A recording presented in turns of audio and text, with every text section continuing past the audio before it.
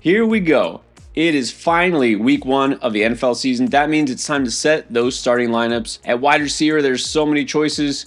We're going to help you make the right ones. We're going to tell you who to start and who to sit as we go game by game through every matchup of the opening weekend. Now, you know some of those early receivers you drafted, you don't have to even think about it. These are the must starts for week 1.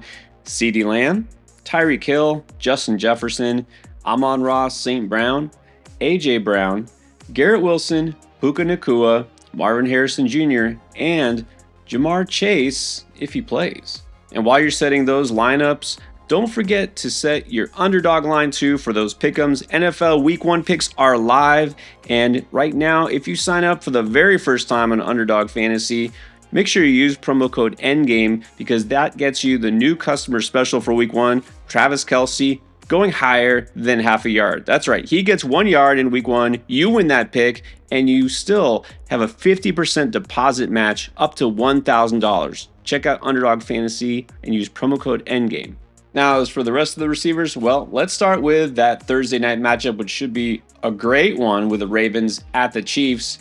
Let's begin with the wide receiver 1 for Baltimore. That's Zay Flowers. How strongly do you feel about him this week? I think you got to feel pretty strongly about him. I mean, I know the Chiefs have a good defense, although they did lose L'Jarius Sneed, but they still have a good secondary. And look, in that championship game last year, outside of that fumble at the 1-inch line, Zay Flowers had a really nice game. So if I got Zay Flowers, I'm starting him. Yeah, he's one of those, you don't really consider him a fantasy wide receiver 1, but he's pretty close. I was really big on him the preseason. I have no reason not to be big on him. Yeah, playing in Kansas City, not a great atmosphere, but you got to think they're going to have to pass the ball quite a bit to keep up with the Chiefs, so he's got to still be considered a strong start. And then we've been hearing all the hype about Rashad Bateman. Is it finally time that we can trust him in fantasy? No. You want to put him on your bench, see what happens? That's fine, but don't put him in your lineup in week 1. Yeah, I mean, look, even if you're buying into it, you should have bought into him as a wide receiver 4 or 5 for your team as depth, so let's see what he does, but on the bench. Now, we've also heard a lot about Rashee Rice in the offseason, but not for the same reasons. As it stands, he's playing, and, well, he might be the number 1 receiver still because of injury to Hollywood Brown. So, is Rashee Rice a must-start? Pretty close. I think he's borderline to a must-start. If you have Rashee Rice, no reason not to start him unless you're absolutely stacked at wide receiver. Yeah, if not for the injury to Brown, this might have been a little bit more of a question mark, but, look, he's been there. You know, unlike the other 2 receivers that the Chiefs now have. So I think Rice is still going to be the leading target on this team. A pretty strong wide receiver too, in my opinion. But then what about Xavier Worthy? Is that big play upside that he's been flashing enough to make him at least worth a flex? Deep league flex if you're looking for a home run. Not a guy I feel like you have to start if you have better options. But if you're in a deeper league, you're looking for an upside flex, sure, why not? Well, I'm usually more risk averse. I love that kind of upside if I drafted him in best ball and like deep, meaning like 14 team or deeper, or you happen to start 2 flexes or something like that. But for the most part, I'd rather not take my chances against this tough Baltimore defense. Now remember, we also have a Friday night game. This time it's overseas, even in Brazil. It's going to be the Packers at the Eagles. We're going to have a lot of players to talk about here because you know that Packers receiving core runs deep. So let's start with the biggest name, probably Christian Watson. Is it worth rolling him out immediately? I think it is. I love this matchup for Christian Watson. I'm going to talk about him more on an upcoming video, but for right now, I will just say if you're looking for an upside flex, he's your guy. Start him. Yeah, well, we weren't scared to draft him, so why would you be scared to start him if you did draft him? If you got Watson, hey, he's not hurt yet. You might as well start him. The upside definitely makes him one of the best upside picks that you could put in your lineup. But then the receiver who was, I guess, technically the number 1 for fantasy last year, who was drafted the highest, is Jayden Reed. How high do you put him as far as your fantasy rankings go? Yeah, I feel very good about him as well this week. That Eagles secondary looked really bad in the second half last year. They just lost James Bradbury. I don't feel like they're going to be much better. So Jayden Reed, I think, is another very good start this week. Agreed. Jayden Reed, again, not just because of where you drafted him, but you know, he's got that upside. And also, playing against the Eagles, this should and very well could be a high-scoring game. So I'll roll Reed out into my lineups. Does that extend to Romeo Doubs, who in real life might technically be the number one receiver for Green Bay? Deep league, desperation flex only. I'd prefer not to. Feels like he's probably going to need to score a touchdown, which he could do, but I don't know if that's what I want in my lineup week 1. Yeah, I agree. I mean, I like Dobbs, and I do think maybe if you're in a non-PPR league or somewhere that touchdowns count more heavily, gotta like the fact he'll be involved in the red zone, but more of a deep league play. And then there's Dontavian Wicks. This is probably getting a little too deep. Talented player, but is he getting enough targets? No, probably not. I mean, maybe he will, but don't find out in your starting lineup. Keep him on your bench, see how it plays out, but don't start him. Exactly. Let's wait and see, because you always want to chase target share. He just doesn't have it yet. Another guy who definitely will have plenty of targets is Devontae Smith. I mean, we didn't say he's an absolute no doubt must start, but he's as close as it gets for me. Yeah, I don't see how you could really bench Devonta Smith. I mean, look, Packers secondary isn't, the best matchup here, but still, you got to start him. What about new acquisition Jahan Dotson? He was drafted in a lot of leagues because he was going to be the number 2 in Washington. Now that he's the 3 in Philly, more or less interest? I got to be less interested. I mean, he just got to the team like 2 weeks ago. No guarantees his snaps or his target share. You can't start Dotson. No. I think he's a smart stash just in case, but you cannot consider starting him yet. All right, now let's talk Panthers at Saints. Not sure how many passing yards will be in this game, but a lot of them might come to Deontay Johnson on the Panthers side. Is he close to a must start? I don't know if I would say that this week. I mean, Saints, good secondary, some good corners. I still think he'll get enough targets to be startable, though, so I'm not going to say like must start, but I think he's a good start. Now, he's a guy I would prefer in a PPR league, in a standard or half PPR. A little less value, but I still believe he's going to get so many targets and catches. He is a solid floor play, so a strong start as a wide receiver too. Now, Adam Thielen was a stud in the first half of last season. I don't know if we can expect the same this season. No, I'm not expecting the same, and I am not starting Adam Thielen this week. And neither am I. Don't have any Adam Thielen, and I don't think I will unless, God forbid, something happens to Deontay, and then I pick up Adam Thielen from the waiver wire. Other than that, no go. Now, New Orleans, we know Chris Olave is definitely the one there. He was drafted very high. Does that make him kind of a no-brainer? Yeah, I mean, it's hard to say, sit a guy you drafted that high. Plus, this Panthers defense shouldn't scare you at all. I mean, Derek Carr might scare you a little bit, but you drafted Chris Olave so high, you're probably rolling with him. Yeah, I think this week he's, no question. You just put him in your lineup and see what he can give you. A ton of upside, especially against Carolina. And then there was some question about Rashid Shaheed. It looks like he is good to go for week 1. Do you take a risk there, though? No, again, one of these guys, keep him on your bench, see how it plays out this week, but don't put him in your lineup already. This feels like kind of a sneaky DFS play. Maybe his price tag will be low because of the injury he's recovering from. But that's it. He shouldn't be in a redraft league in lineups. The Vikings at the Giants, a.k.a. the battle of Sam Darnold and Daniel Jones. So let's see what that means for the receivers. Yeah, you're still starting Justin Jefferson, but what about Jordan Addison? This is tough because it's such a good matchup. This Giants defense probably going to be bottom 5 this year. But at the same time, how is Sam Darnold going to support Jefferson and Jordan Addison?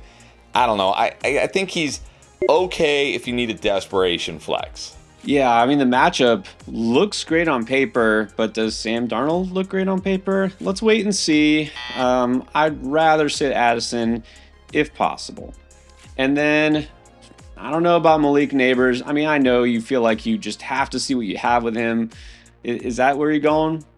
I think you have to. Again, it's such a good matchup against the Vikings. You drafted him fairly early in your fantasy draft. I mean, put him in your lineup and see what happens. Right. I'm probably the biggest Daniel Jones doubter, not hater, out there. But if you drafted Neighbors, yeah. I mean, I can't say go ahead and roll out Christian Watson, no questions asked, and then say you're going to bench Neighbors. It's the Vikings defense. Just start Neighbors if you've got him. Now, on the other hand, I do kind of like Wan'Dale Robinson as a value pick, but there's no way I'm starting him at all. No, again, it's week 1. Some of these guys that you drafted late, great. See how it plays out this week, but you don't need to put them in your fantasy lineup already. Patriots travel to Cincinnati to take on the Bengals. Well, that wide receiver room is kind of a mess, but it looks like Demario Douglas should be the main guy. Do you trust him in any of your lineups? I am not trusting any Patriots pass catchers in week 1. Sorry, let me see it first. Not doing it. Yeah, I think that's the smart play. And look, I have a little bit of Douglas here and there. I like him, but I don't like this unsettled quarterback situation. I don't like the matchup. I don't like any Patriots in my lineup right now, at least at wide receiver. That same's got to go for Jalen Polk. Again, drafted high, a lot of hype, but you can't be starting him. No, I'm not starting any Patriots pass catchers this week. And by any, I mean any. You probably will be starting T. Higgins, especially if Jamar Chase doesn't show up for week 1, which is looking like a strong possibility. With or without Jamar Chase, I think you got to start T. Higgins this week. Even if Jamar Chase suits up, he's barely had any practice this year. I think we could see a big T. Higgins game this week. Roll with Higgins. And as long as Joe Burrow stays healthy and is good, we could see a big T. Higgins season. But for now, yeah, the Chase thing doesn't even matter. You just start Higgins. I know we're all waiting for this. The Arthur Smith Bowl. Let's just get it out of the way with week 1. Steelers at the Falcons. What will George Pickens do in his first week with his new OC? I mean, who knows? It could range anywhere from Pickens having the greatest week 1 in NFL history to literally not getting a single target and anything in between. But I think because you drafted Pickens where you drafted him, you're probably starting him this week. Well, I can't possibly be as high as I've been on Pickens all offseason and not say, yes, you start him. This Falcons defense is going to be better, but they're not going to shut him down. Look, who is taking targets from George Pickens? The upside is way too great. I have to start him. And then Drake London, another one of those young number 1 receiver types who you feel like is very borderline on the no doubt list. But you feel that way? Sure, we don't know. We've never seen it, but you drafted him probably late 2nd, early 3rd, maybe even early 2nd, depending on your league and what site you're on. So you're probably starting Drake London if you got Drake London. Yeah, I really can't think of a reason not to start London this week. I'm excited to see what that new Falcons offense will look like. Are you excited enough about your guy? I know you have a lot of Darnell Mooney, especially in underdog drafts, but are you high enough to start him in a redraft league? No. Again, another guy like Rashad Bateman. You drafted him late to see what he can do. Let's see what he can do before you start him. Don't start him. Right. Again, this is one of those guys, look, maybe as a pick'em on underdog or maybe in a DFS draft, not in your fantasy league. Now, this should be a good one. Got the Texans at the Colts. Let's go through the big 3, starting with Nico Collins. You think he's the one in Houston? And even if he's not, does it really affect your decision to start him or not? It shouldn't. You drafted this guy like he's the one in Houston. You probably drafted him again 2nd, 3rd round. So I don't love the matchup this week. Colts secondary I think will be improved, but also they're not going to be like one of the best. So start Nico Collins. Yeah, I have Nico pretty close to the must-start territory. But also this game, like I'm big on the Colts offense this season. This definitely could be a shootout. So no questions asked. I'm going with Nico. Stephon Diggs, I don't know if I'm there yet, but look, if you drafted Diggs, then you probably are there, right? Exactly. Am I there with Diggs? No, but that's because I didn't draft Diggs. But if you did draft Diggs, you probably are there with him, so go ahead and start him. And Tank Dell, again, it's just going to be so hard to figure out this team until we see probably a couple of games. So right now, week 1, what do you do with Tank? I think same thing. You got to just roll him out. I mean, you probably drafted Tank Dell round 4, round 5. He's probably your wide receiver 3 at worst, maybe even your wide receiver 2, depending on how you drafted. So roll him out there, see what happens. Agree. Kind of a probably must start, but again, I wouldn't be shocked if he's the leading receiver for Houston any given week. So if you got Tank, you should be starting him. And for the Colts, we definitely know who the number 1 target is. It's Michael Pittman Jr. Any reason not to start him? No reason not to start him. He was great last year. Anthony Richardson healthy. You got Pittman, you start him. Definitely. I mean, I can't even think of a reason not to consider Pittman. Definitely going to get some red zone looks. Josh Downs looking unlikely to play week 1 as well. But that opens up the possibility of A.D. Mitchell getting some action right away. But I'm guessing you don't want to start him. No, again, put him on your bench. Great. See what he does. Great. But don't find out in your actual starting lineup. Wait a week and see. Right. If he happens to make a big play, touchdown, go off or something, you don't need to kick yourself because he's probably not going to be a major factor in week 1. And if he is, then you didn't have to say you saw it coming. All right, Cardinals going to Buffalo to take on the Bills. Marvin Harrison Jr., yeah, he crept up to first round ADP in a lot of leagues.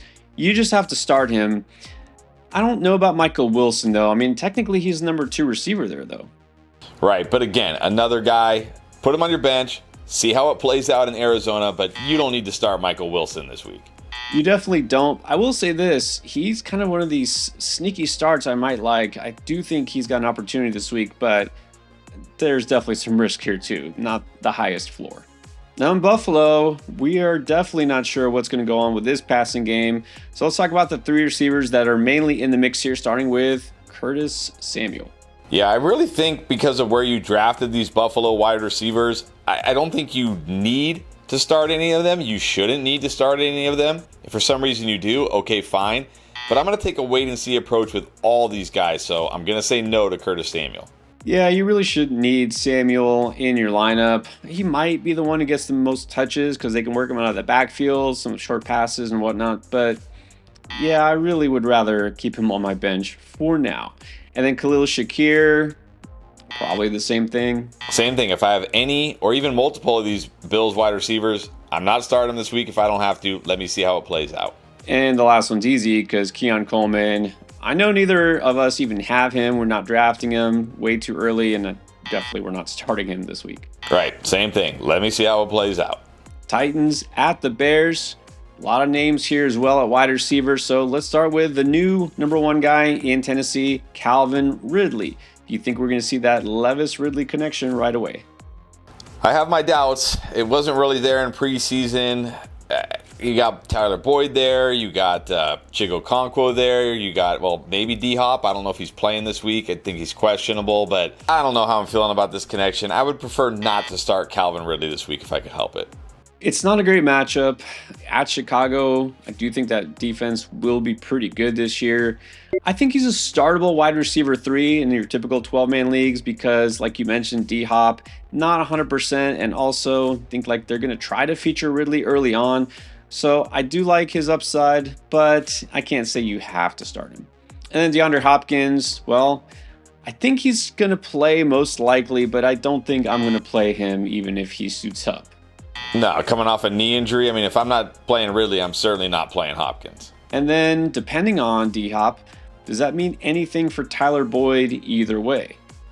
I mean, yeah, it means I'm not starting him either. Like, if I'm not starting the wide receiver 1, I'm not starting the 2 or the 3, certainly. So, nope, no to Boyd with or without D-Hop. Yeah, look, come on. Boyd was already very questionable every single week. In Cincinnati with Joe Burrow, I don't see how being the number 3 guy in Tennessee with Will Levis, no offense, is going to make me any higher on him. So, no thanks.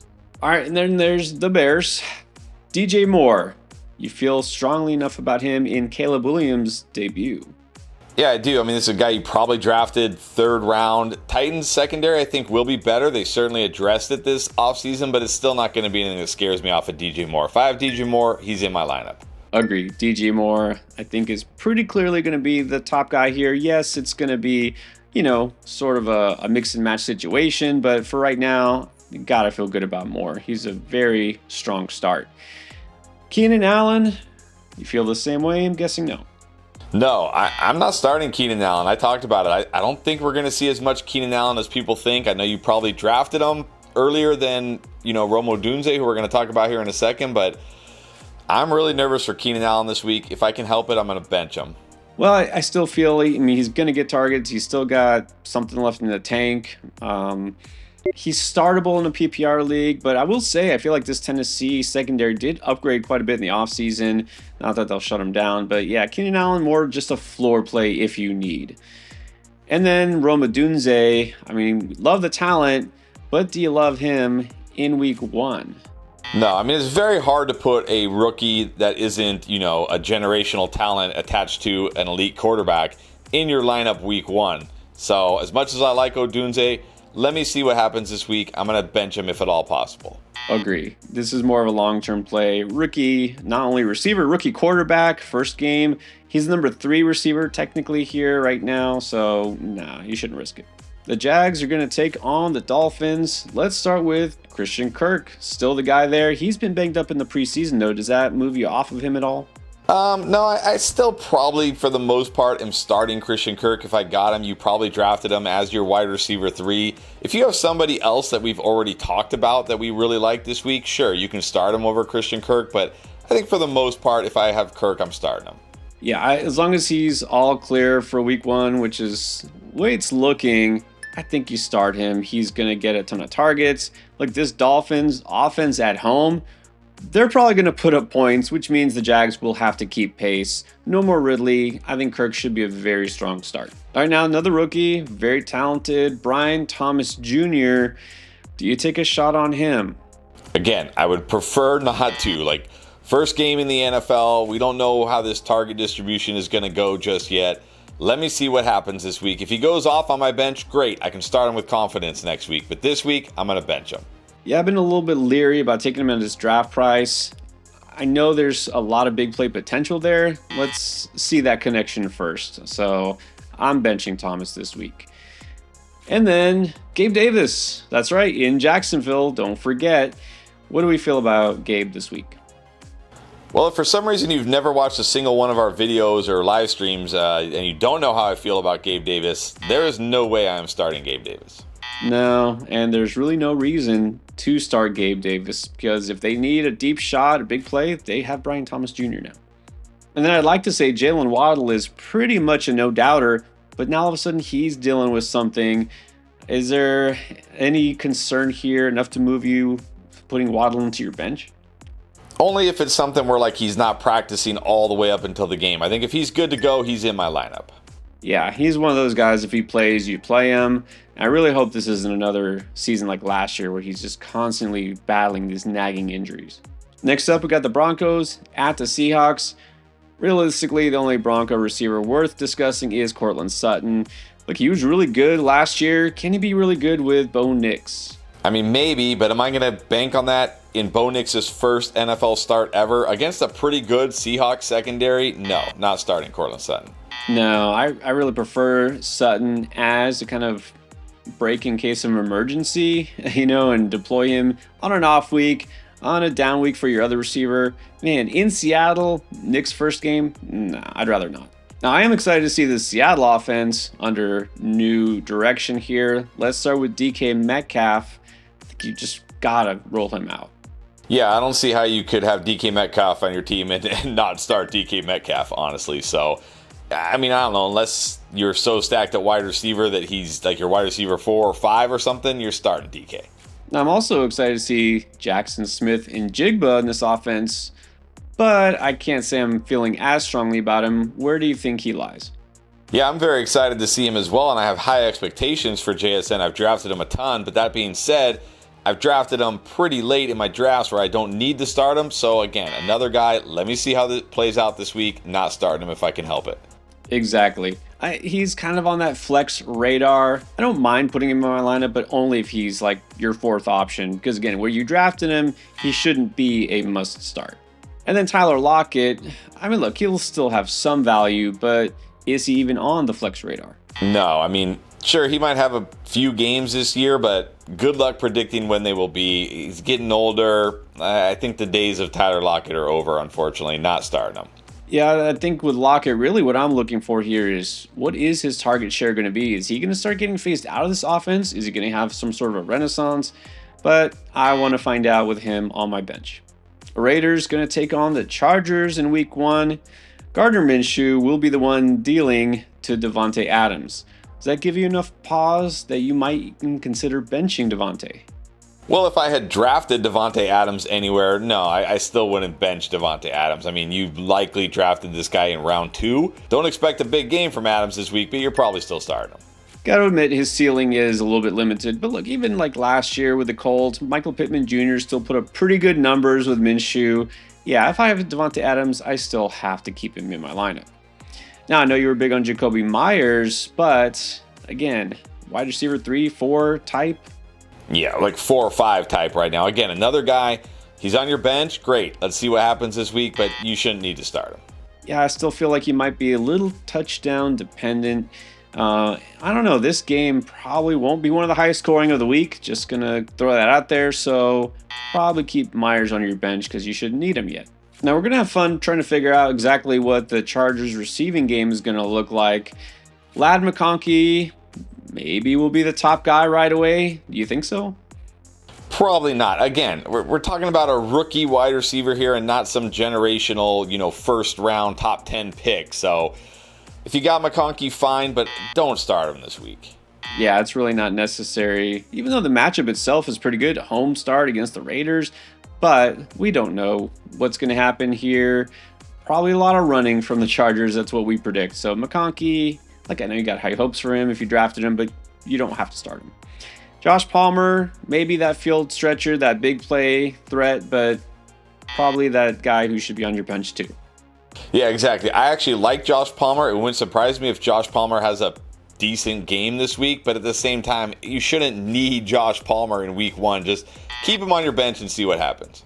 And as much as I like to say, we can ignore Quentin Johnson, some people are still keeping the faith here. Hey, maybe he becomes the top target for the Chargers. You buying that? No, not buying it. I didn't draft him anywhere, and if I did, I would not be starting him. Yeah, not buying it even a little bit. No interest in QJ. Now the Cowboys going to take on the Browns in week 1. Should be an interesting matchup. Well, CeeDee Lamb is back, thankfully. You can start him without worry. What does that mean for Brandon Cooks? Is he startable? Now, again, another guy, you got him on your bench. That's great, but you shouldn't need Brandon Cooks this week. But even if you do need Brandon Cooks, is the Cleveland defense really the defense you want to start him against? Not for me. No thanks. Right. Maybe he gets a touchdown, a few catches, but let's shoot for a little bit more of a ceiling. Let's keep Cooks on the bench for now. Now, a player who definitely has a ceiling is Amari Cooper, but would you go so far to say you have to start him against this Cowboys defense? I think you do. I mean, I know it's easy to think ooh, Cowboys, good defense, but they are really banged up in that secondary, right? Diggs still coming back from ACL, Bland out multiple weeks. I think Cooper can take advantage of this secondary. I think if you got Cooper, you start him. Yeah, I don't just think Cooper is a strong start. I think he's a must start, and I think he's going to be one of my favorite picks of this week. He could go off, and people are going to kind of forget about him. And look, even if you don't think he's a no-doubter as far as your fantasy lineup and don't think he's going to blow up, that's fine. But look right now, if you do underdog and you go to those NFL pick'ems, which by the way, week 1 picks are already live, if you check out his line, 52.5 yards receiving, I think he could get that in the first half alone. But look, all he has to do is go 53 yards or more. You take that pick, you go higher, you win that pick. If you're signing up for underdog for the very first time, you haven't tried it yet, make sure you use promo code ENDGAME when you create your account because then you get a free pick. Basically, Travis Kelce just needs 1 yard. You take the higher on that, you win that pick. You take this pick too, put them together, and you can win big on your very first try. Just make sure you use promo code ENDGAME when you do sign up for underdog. Now, while I'm big on Cooper, I still can't be big on Jerry Jeudy though. Can you? No, I mean, there can't really be a single fantasy team out there who's stressing, do I start Jerry Jeudy or not, right? Don't start Jerry Jeudy. You'd be surprised, but no, look, if you do have Jerry Jeudy, good on you for being optimistic. Don't start him. Now, I know you do think that Cedric Tillman could wind up being a sneaky fantasy value this year, but does that start here now? No, I mean, look, he could be a sneaky DFS start because, again, this Cowboys secondary is banged up. He could always hit a home run this week, but don't put him in your fantasy lineup, please. Right. I mean, look, anyone who actually drafted Tillman in a redraft league, it must have been with one of your very last picks. There's no way you should need to dig that deep already. Commanders taking on the Bucks. New look Washington offense. Is Terry McLaurin just going to get fed? Because I don't even know who else they would feed. Yes, he's going to get fed, and this matchup does not scare me one bit. And the Washington defense is so bad that they'll probably have to throw the ball a ton. So if you got Terry McLaurin, start him. Yeah, Terry also going to be one of my favorite receivers to start this week. I know he's borderline must start anyways, but don't even think twice. You've got to put him in there. Now, if there is a number 2 target right now, it's probably going to be Luke McCaffrey, or is it? Yeah, whether it's Luke McCaffrey, whether it's Diami Brown, whether it's some random person we don't even know, it doesn't matter. Don't start any of them yet. Agreed. I mean, even if Dotson was still there, he would have been very borderline as a flex, so it doesn't really matter. Don't get carried away. Don't start Luke McCaffrey. Now the Bucks, I think we can feel much better about this receiving core. Mike Evans, is he a no-doubter? Yeah, no doubt. Or Washington's going to have one of the worst defenses in the NFL this year unless Dan Quinn works an absolute miracle. Start Mike Evans. Yeah, no reason to even think about it. You got Evans, you start him. That connection is still there with Baker Mayfield. What about Chris Godwin? We've been talking about him all offseason. Does that make him a set and forget? I think it does. I like Chris Godwin a ton this week. I'm going to talk about him more in another video, but if you got Godwin, start Godwin. Yep, excited to see what he can do now that he's actually going to work in the slot more. So Godwin, again, pretty high ceiling and nice, comfy high floor as well. The Rams are going to take on the Lions, which could be one of the most interesting games for fantasy purposes. So we're going to say Puka. Remember, you've got to start him if you took him, especially if he was your first round pick. If you took Cooper Kupp early, if you're a believer, do you have to start him? What do you think we're going to get from Kupp right now? I think this week you do have to start him. Another guy I'm going to talk about in an upcoming video, but I'm not convinced that this Lions secondary is better yet. It could get better as the season goes on. They made some nice additions, but man, they struggled in the preseason. I think they're going to struggle out of the gates. I think both Puka and Kupp are going to have big games, so start Kupp. Well, as good as Detroit was last year, you remember that they actually had one of the worst secondaries and one of the worst pass defenses statistically. Yeah, if Kupp's healthy, he is still a must start. Now we go to the number 3 receiver there. You and I both big on Demarcus Robinson, but more so in best ball. Is he startable in a redraft league? Not in week 1. This is a guy, sure, have him on your bench in case you need bye week fill-ins or maybe injuries down the road, but you shouldn't need Demarcus Robinson this week.